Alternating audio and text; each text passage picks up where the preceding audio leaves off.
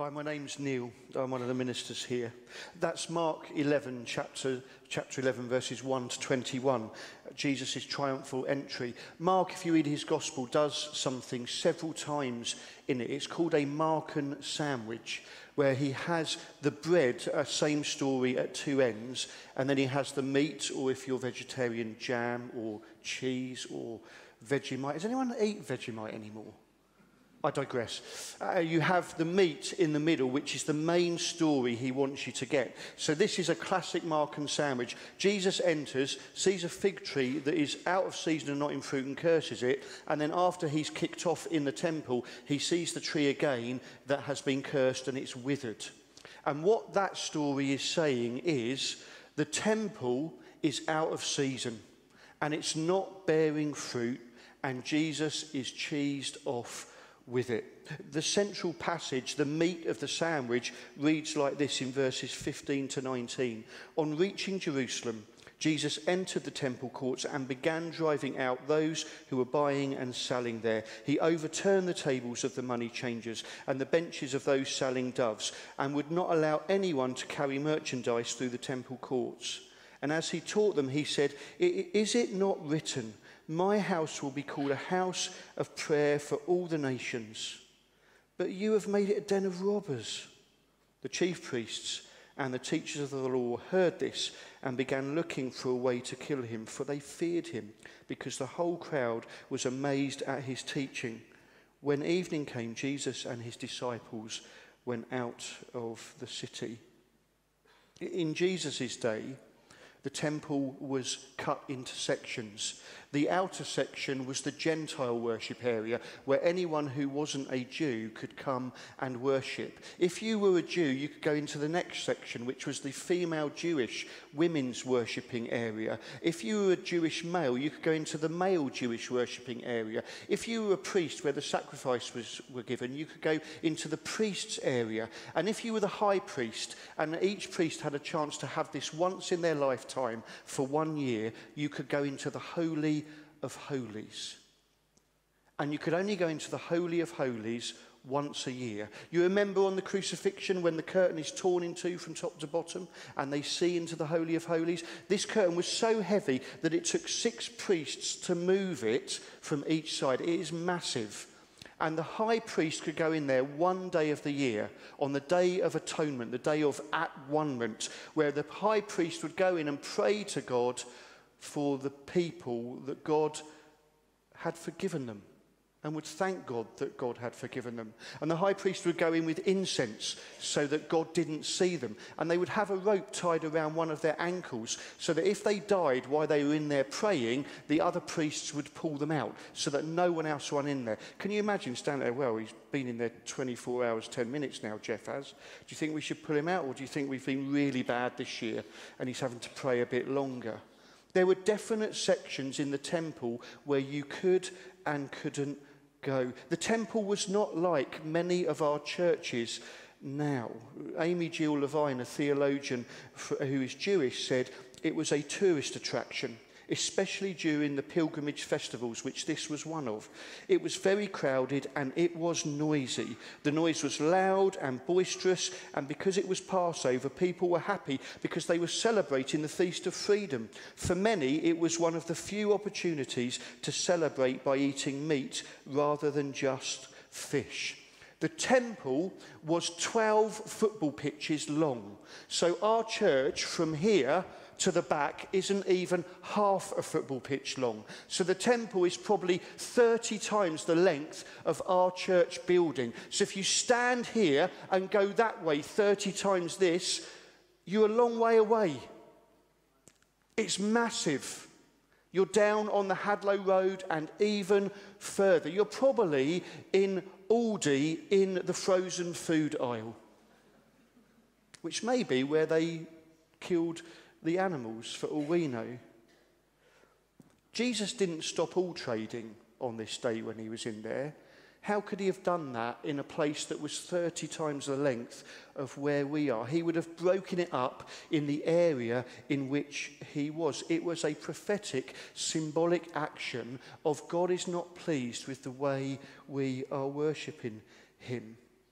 It's almost like he's saying enough is enough.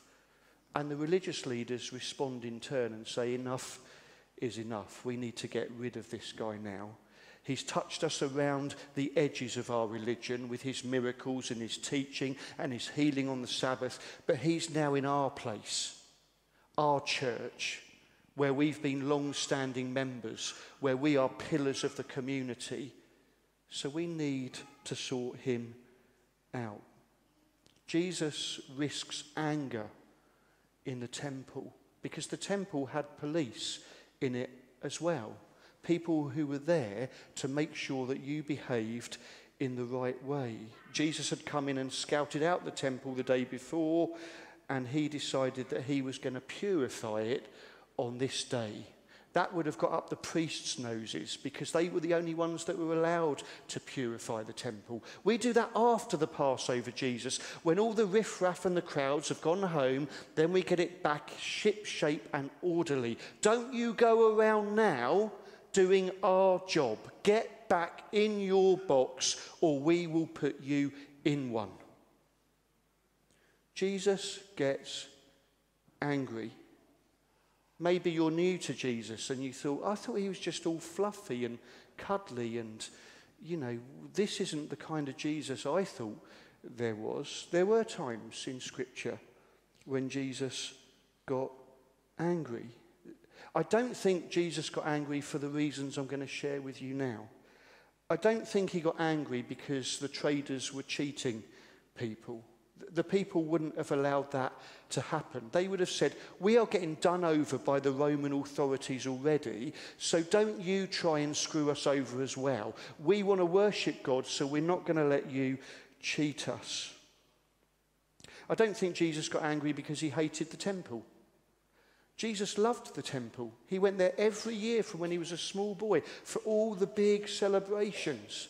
And when he cleansed a leper, healed a leper, he said to him, go to my Father's house and present yourself to the priests so that they will confirm that you are ritually clean. Jesus valued the temple.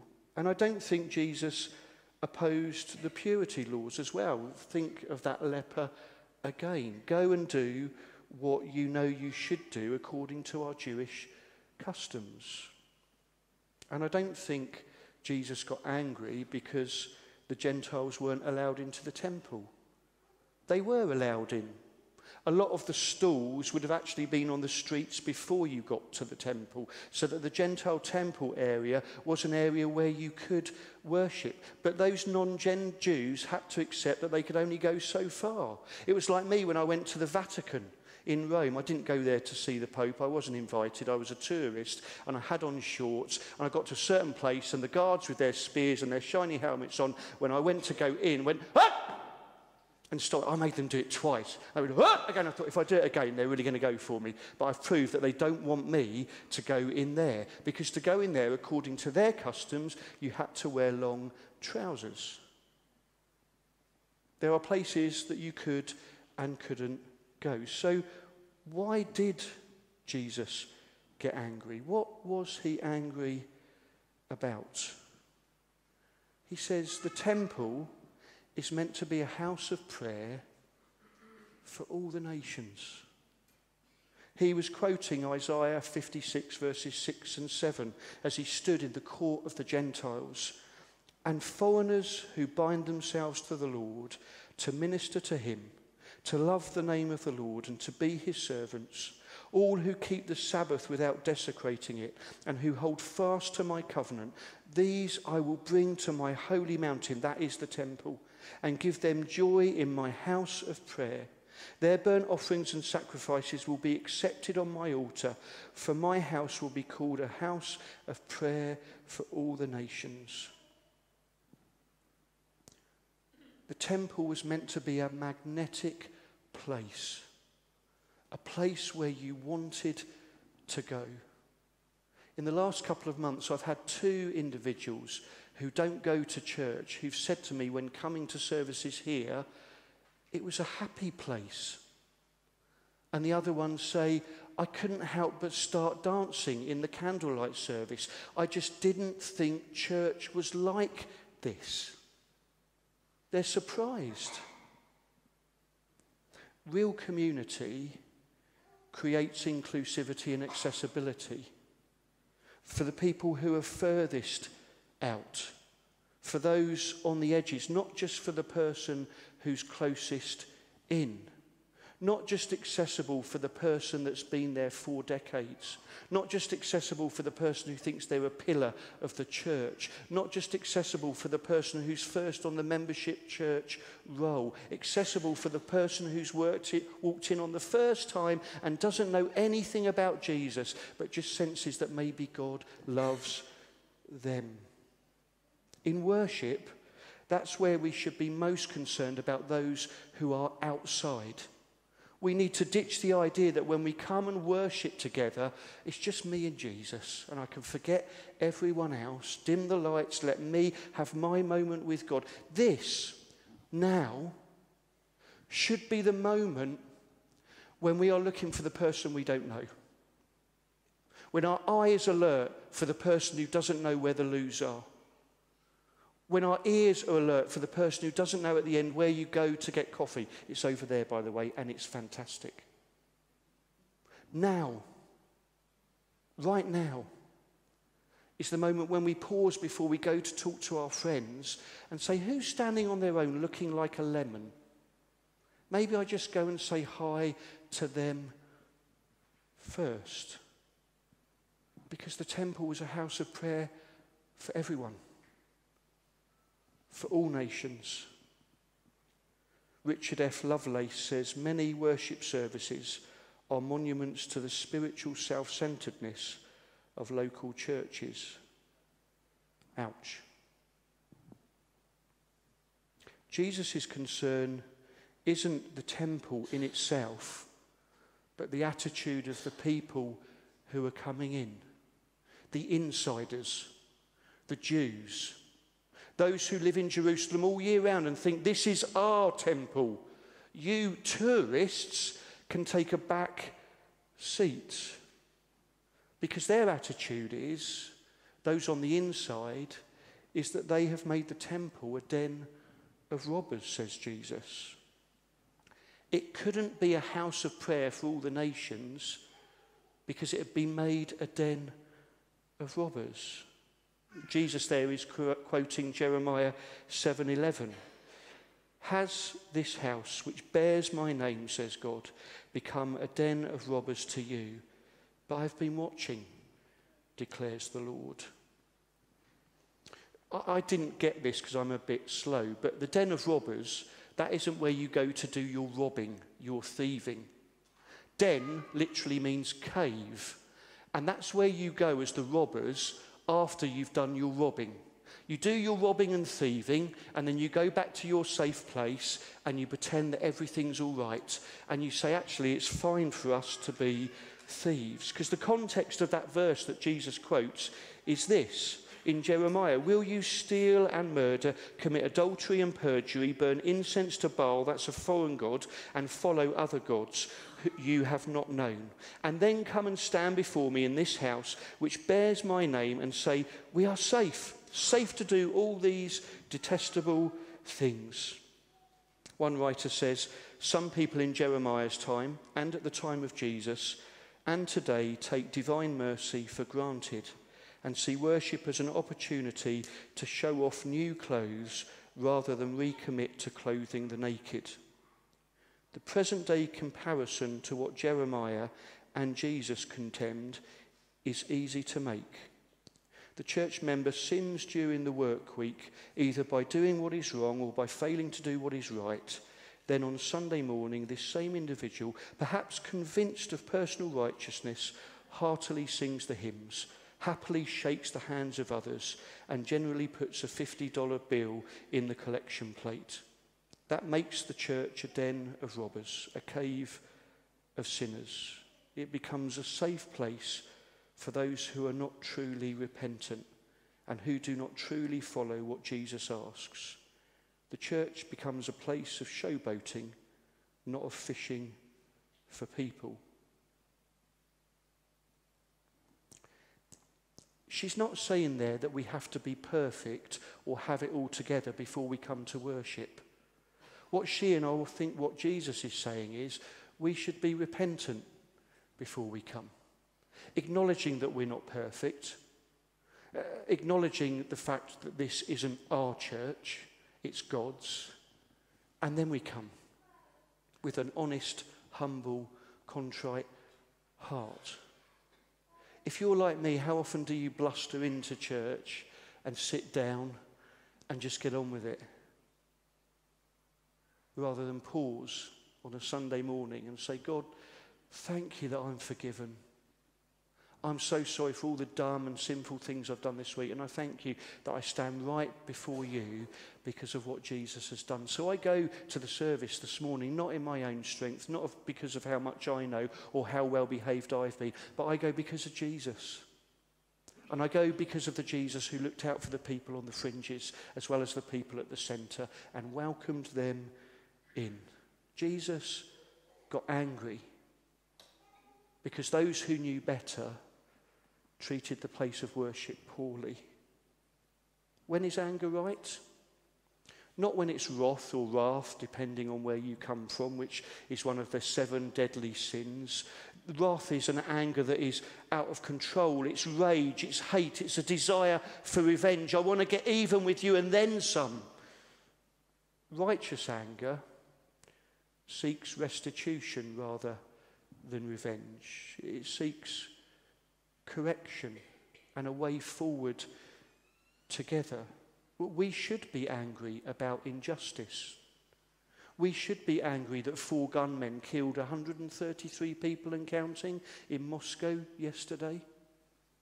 We should be angry that over 100 families come and get food parcels because of the way the world's not quite right. And we should seek justice. We should be angry when children are abused and murdered because of their parents' religious belief. We should be angry because Jesus is angry about these things and longs that all people can live in harmony and have food on the table, and children can go to bed safe at night knowing they will wake up and get on with growing in life. We should be angry when people don't get the ashes of their loved ones up north because a crematorium has done it wrong deliberately. I don't know. We should be angry, but angry to seek restitution. Angry in hope. Because if we think we can't get angry, all we do as Christians when we should get angry about things that are wrong is bury it deep down. How are you? Oh, I'm fine. And it gets rotten, and our soul becomes rotten because we don't actually talk to God and say, God, for crying out loud, this is not right.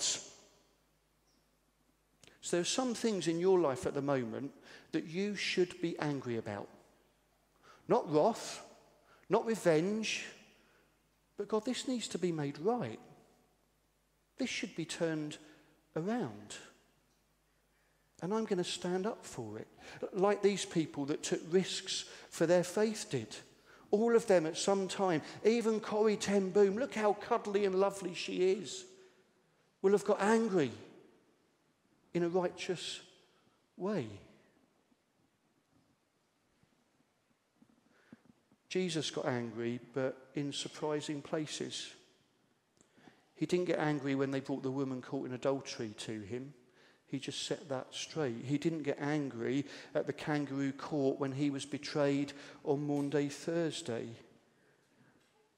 He didn't even get angry on the cross. He had despair, but not anger.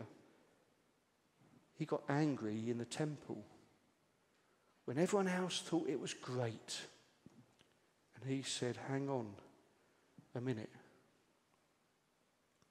At my last church in Bessells Green, we planted a cafe church in Dunton Green, which is a village just up the road. People in Dunton Green said to me, we're dumped on Green. That's our name. This is where they dump the people that they don't want to live in the nice areas of Sevenoaks. And it had had a checkered past with churches over many, many decades. And so we set up this church, and there were 2 other churches there. One had 3 people in it, and one had 9 people in it. 6 of them came from Rochester faithfully week after week to serve. And so we said to the church that had 3 people in it, can we please borrow your church building on a Friday night to run a youth club? And they said, fine. It had 60-odd chairs in this church building. And one night, after many months of serving there, one of the chairs was slightly damaged, and they threw us out. And I, maybe not helpfully, said, well, there's only 3 of you. You can afford to lose one of your 60 chairs. I didn't say that to them. I said that to my church leaders. That building's now a house. Nice house.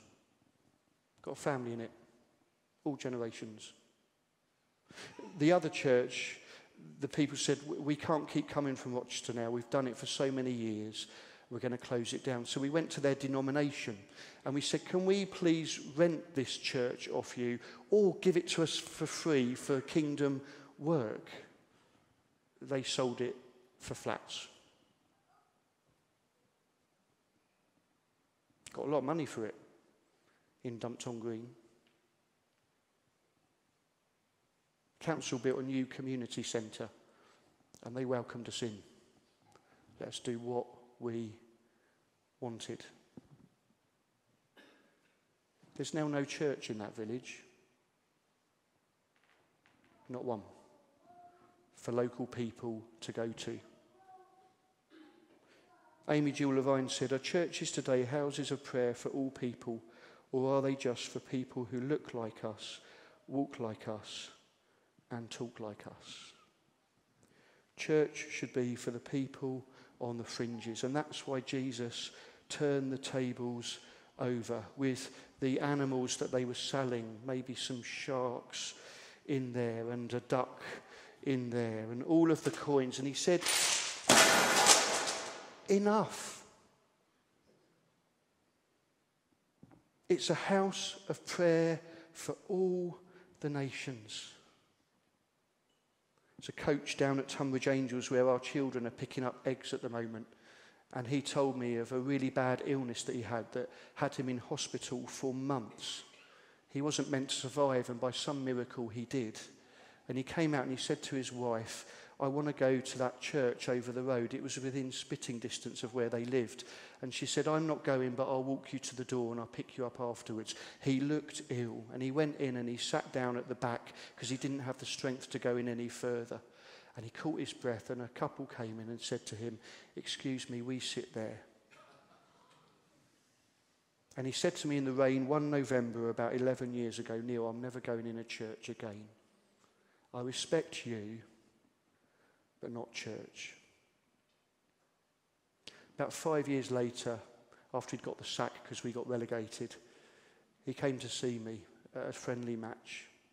And he told me that his illness was back, just as we scored a goal and all the fans were cheering and he and I were hugging and crying, but it looks like we were celebrating the goal. And he said, Neil, I'm not going to get over it this time. This is the final one. And I said, Simon, how can I walk with you this last stage? He said, just meet me occasionally. We would meet and we would talk. And after a while he said to me, Neil, I've begun to find churches a real place of peace. I go in them when no one else is there, and I just sit and I pray. I said, Simon, who do you pray to? He said, I think God. I said, what, the God of Jesus, who I believe died in our place so that everyone can know that God. And we talked through that story. A while later he texted me and said, Neil, this was late at night, can you tell me what heaven is like? And I sent him a text and I said, look, this is all just my imagination. Scripture isn't clear. There's no mathematical formula. But I think heaven, eternity with God, might be like this. When he was in hospice in the Weald, and I went to see him and his parents were playing with his 7-year-old daughter, he said, Neil, I read this text every day. It's become my prayer and my hope. I said, Simon, do you believe in Jesus? Yeah, I do. Do you know you're forgiven? Yeah, I am. I'm tired, Neil. I want to go home. I thought enough. A house of prayer for all the nations. It was a privilege to do his funeral service amongst hundreds of footballers, knowing that Jesus was at the centre of his life and telling them unashamedly that that was the truth.